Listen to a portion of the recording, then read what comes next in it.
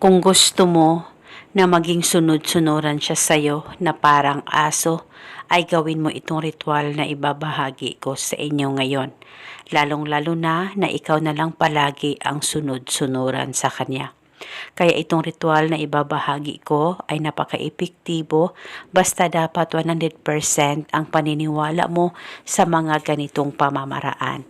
Pwede mo ito gawin sa kahit na anong araw o oras na gusto mo. At paniguradong ito ay makakatulong sa relasyon ninyong dalawa ng mahal mo at maging sunod-sunuran na siya sa iyo sa oras na magawa mo ang ritual na ito. Basta gawin sa mabuti, gawin sa tama at hilingin ng buong puso. Ang gagawin mo lamang, kumuha ka ng kahit na anong kulay na panulat at isulat sa kaliwang talampakan mo ang kanyang tunay na pangalan at apelido ng 3 beses. At pagkatapos mo na itong masulat, ay pahiran mo lamang ito ng kaunting pabango mo o maglagay ka ng kaunting pabango mo sa talampakan mo na may nakasulat na pangalan niya. At pagkatapos mo na itong malagyan ng pabango mo, ay hawakan mo saglit ang kaliwang talampakan mo. Ipikit ang mga mata mo, pakaisipin mo siya ng mabuti, mag-focus at mag-concentrate ka at ibulong mo ang mga salitang ito.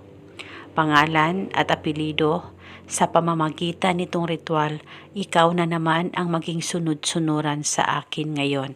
Ibulong mo lamang ito ng 3 beses. Pwede ka magdagdag o mag-iba ng hiling kung gusto mo, wala pong problema.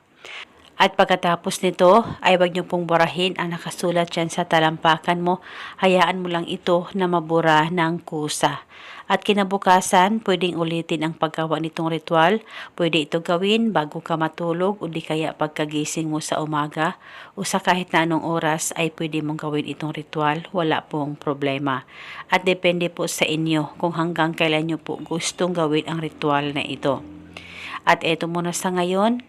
Pagkatapos mong mapanood ang video na ito, mag-comment ka lamang sa ibaba, I claim it. Maraming salamat po sa panonood. May God bless us all.